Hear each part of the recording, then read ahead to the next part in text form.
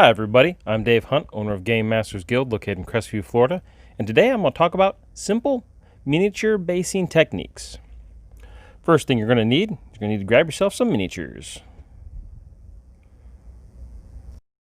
Okay, so you're definitely going to want to get yourself some basing glue, and all that is, honestly, it's just some Elmer's glue you can find at any store. You want to get a paintbrush you're not too worried about ruining because you're going to use that to kind of spread the glue around on the bases. And in order to make the glue stick better, you're going to want to roughen it up with either some sandpaper, a round or flat file, and barring that, if you've got something sharp handy, say maybe an X-Acto knife, that would be just perfect. And let me see if I can find mine up. Here it is right here. And we'll just set that right there. You want to be real careful using X-Acto because you don't want to cut yourself, so be very careful. All right, so let's clear up my workspace and get started. Next, you're going to need some kind of basing material. Now, you can go down to your local FLGS and buy some basing material like this faux grass or these small rocks I have. I've even got some larger basing grit I'm going to pull out here, which are basically almost like boulders to a miniature. But if you don't have those things or your FLGS can't get them, then what you could do is you could always go out in your driveway, get yourself some sand or some dirt, some other fine material, even some aquarium rocks, and use them for basing. But you're going to want to put them in a bowl and get quite a bit. So let's go ahead and get started with our Centaur.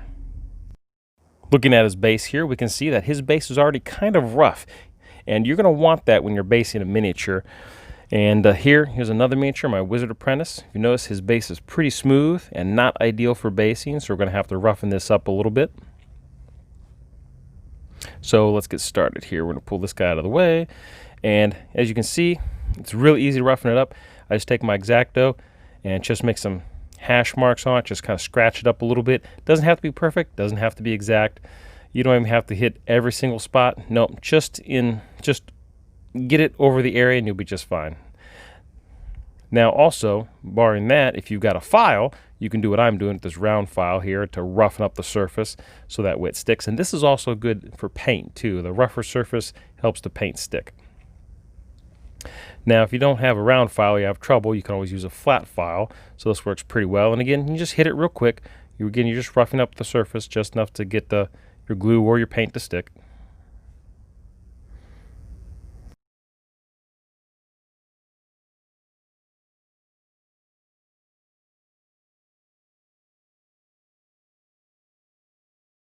Now, if you have it, you can use sandpaper. Now, this is not your normal sandpaper that you get at your local hardware store. This is actually sandpaper designed specifically for miniature work.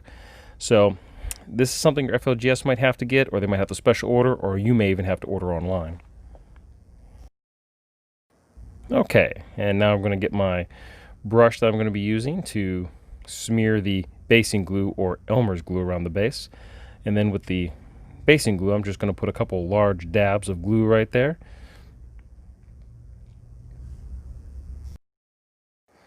Now I also do like to keep some water handy, so that way when I get done using my brush, I still like to salvage the brush whenever I can. So as soon as I get done smearing it around, I'm going to definitely dunk it in that water to try to preserve it as much as possible. And then I just start smearing around the glue. If it's too thin, I'm going to add some more glue. If not, well, I'm just going to use what I've got right here. And I'm just going to smear it around until I'm satisfied. Sometimes I can even use the back end of the brush or anything to smear that glue around if you don't have a brush.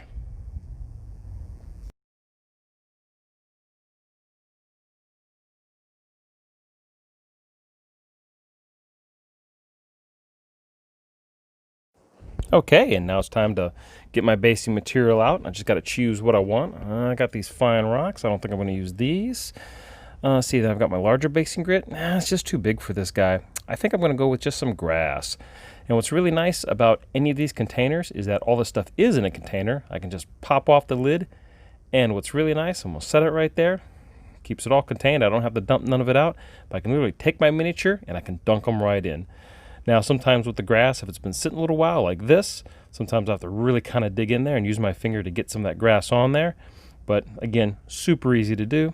I'm just going to kind of swoosh them around until I get a bunch of grass on there. There we go. And then once I get the grass on there, it sticks right away.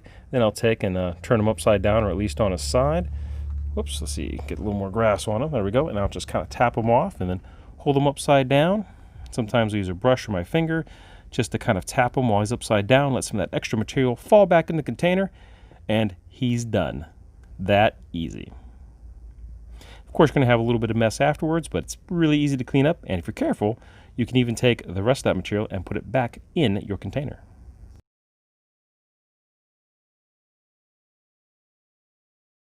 Okay, now we're going to do my Centaur, and his base is already roughened, so I don't have to worry about that at all. Let's see. This time I'm going to do a two-part basing, and this sounds really difficult and an advanced technique, but actually it's super easy. So let me get my brush here and my Elmer's glue one more time, and we're going to do just like we did last time. I'm going to put some Elmer's glue down wherever I want my first basing material to be. So I'm going to put some right here, and then I'll take my brush, and again I'm going to smear the glue around wherever I want basing material to stick. Now remember, that basing material is only going to stick to wherever the glue's at, so you can put as little glue or as much glue on as you want. In this case, I'm going to cover one whole side and then a little more on this other side. Let's see, get some extra glue here, add it right over here. There we go. Not too bad. Okay, I think that's going to work. I'm going to leave myself some non-glued areas so I can do a second basing material. Okay, so now I'm going to take them and I'm going to put them in the grass. Kind of stir that grass up. Now this time I'm going to just pinch some up and drop it on this base. There we go. There we go. Kind of dig them in there now. Get some more grass on there. There, yeah. That's good. That's good. All right. There we go. Tap them off a little bit. Get that excess grass knocked off. Okay. There we go. Tap, tap, tap, tap, tap, tap, tap. Tap, tap. There we go. That should do it, I think. Maybe a little more, just to make sure. There we go. Bad Centaur. Bad Centaur. Okay. All right. So there we go. Now we're going to clean up this mess here. Got some little extra grass. Try to clean up my work area here real quick.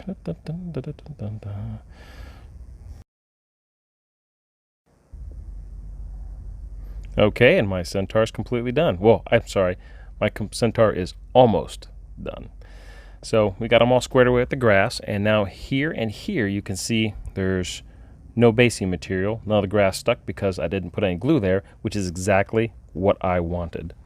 So now all I have to do is decide exactly what kind of basing material I want to put next, and it looks like I'm going to go ahead and use some of these larger basing grit. Basically, they're these large kind of rocks, and then I'm going to grab my Elmer's glue, and we're going to go ahead and get basing. All right, I'm going to pick up my Centaur guy here, and we're going to go ahead and apply some Elmer's glue to the areas that did not already have any basing, that did not have any glue. Again, just a couple of drops, enough to cover most of the area. Now I'm going to grab my paintbrush here that I use and smear the glue around just a little bit more. There we go. And I really didn't need to smear it around too much because I didn't have much of space. And now I'm going to dip it in here, and we're going to cover some rocks around it. Let it sit for a second. Let that glue kind of work. Now I'm going to shake it off, and there we go. He's pretty much done. Kind of move it around some more. Get more rocks on there. There we go. And that's it. Super simple, super easy. Now, is this going to win any awards? No. But does it look better than a blank base? It sure does. And now I have a two-piece base. I've got some large rocks with some smaller rocks. Or, I'm sorry, I got some large rocks with some grass on that base for my Centaur. So it definitely adds more than just a plain grass base. But either way, it's just fine. And I really like how they came out. And again, it's super easy to do, and you can see how much material you get in those containers. So that material, you could base probably 50, 100 miniatures and still have material left over.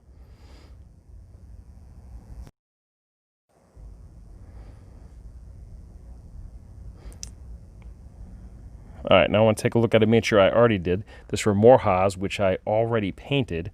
Instead of a blue color, I did more of a desert kind of color because I wanted him to exist in a desert environment, or at least in a mountainous environment at the very least, something other than a cold climate. Now here I painted the black base just gray to match what I'd done on the rock, but I think today I'm going to go ahead and instead of having just the paint, I'm actually going to put some basing material on this. And again, the process is real simple.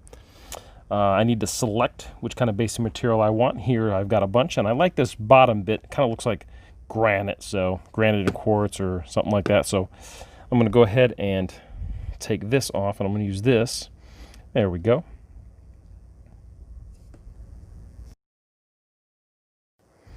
Go ahead and get my paintbrush, my basing glue, my water pot's handy. All right. And now we're going to get started. I'm just going to put glue everywhere where I think I'm going to be wanting to have basing material. And again, I don't have to be super exact because I can smear it around with my brush. Although on bigger bases, I'm definitely going to be using more basing material and I'm going to need more glue. But then again, a bottle of glue and a container of this basing material will still last you, even with large figures, for quite a while.